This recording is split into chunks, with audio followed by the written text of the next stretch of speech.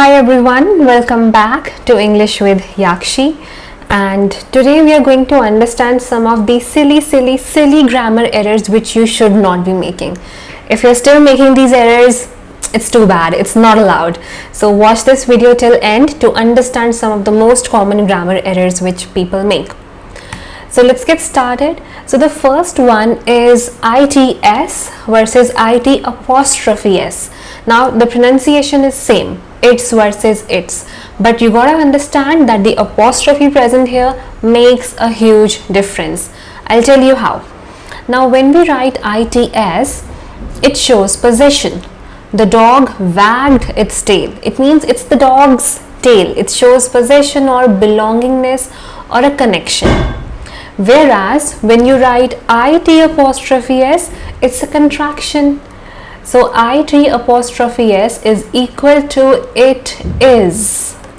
Okay, so when we say it's a beautiful day, it means it is a beautiful day. It's just a contraction. It's a short form for it is. Okay, and yes, 35% of native English speakers get this wrong. So you're not the only one. A lot of people or students make this mistake, and I especially check out this mistake a lot of times in writing. When I check the IELTS essay or task 1, I always notice this mistake. So do not make it and be extremely mindful about it. Okay, now the second one, again an extremely common mistake, there, and there. So the pronunciation is same. These are homophones. If you don't know what homophones is, so it's like this, HOMOPHONES. So homo means same and phones means sound. So the words which have the same sound are known as homophones, but their meaning is entirely different. So THERE, it is used for location. It indicates a place, a destination. The book is over there, correct? So we use this one to show location and nothing else. Whereas when we show THEIR, it shows possession or belongingness. They love their dog. It means it's their dog, correct? So it shows belongingness and how two people or two things are connected. And the last one, the third one, they apostrophe RE. So this is an abbreviation. Again, it's a short form for, okay, they are, THEYARE. They are going to the park.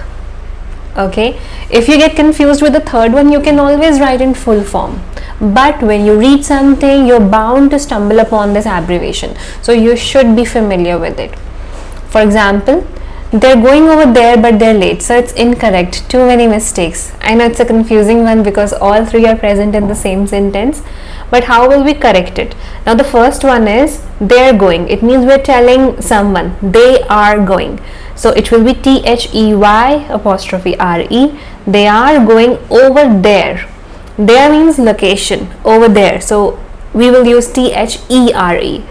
But they're late, again they are late, so we will use the abbreviation to make the sentence clear. Now clarity improves comprehension by 50% when these are used correctly, because at the end of the day, your goal, if you're writing, if you're speaking, your end goal is that the person on the other end, person on the receiving end should understand what you want to convey. If you're writing a letter, writing an email, talking to someone, giving a speech, your end goal is comprehension from the other side. Okay, so make sure that you have clarity for these tricky words because they improve comprehension, how someone comprehends your message. Okay, now mistake number 3, and again it's one of the most common mistakes which students make. It's affect versus effect. Now affect starting with an A is an action. Okay, it's usually a verb. The rain will affect the game. So affect means to influence, to change something, to alter something, correct? To impact something. That is affect. But when we say affect starting with an E, it's usually a noun. The effect was significant. Now EFFECT is result, that at the end of the day, at the end of the process, what was the result? Okay, the effect was significant. Okay, now there is an acronym which will help you remember this. It's RAVEN. Remember, affect, verb, effect, noun. Okay, so RAVEN will always help you to remember this one, and I know it can be tricky. Their homophones, their words are similar, just one spelling is different and the meaning is slightly different. There's a thin line of difference between both of them, but you should understand it. Okay, now we have dangling modifiers. So sometimes a dangling modifier basically means that something is not clear. It doesn't clearly modify anything. For example, walking down the street, the tree was beautiful. Although the information is present here, but it leaves the reader a bit confused that what does the speaker want to convey here? What is it? It's confusing.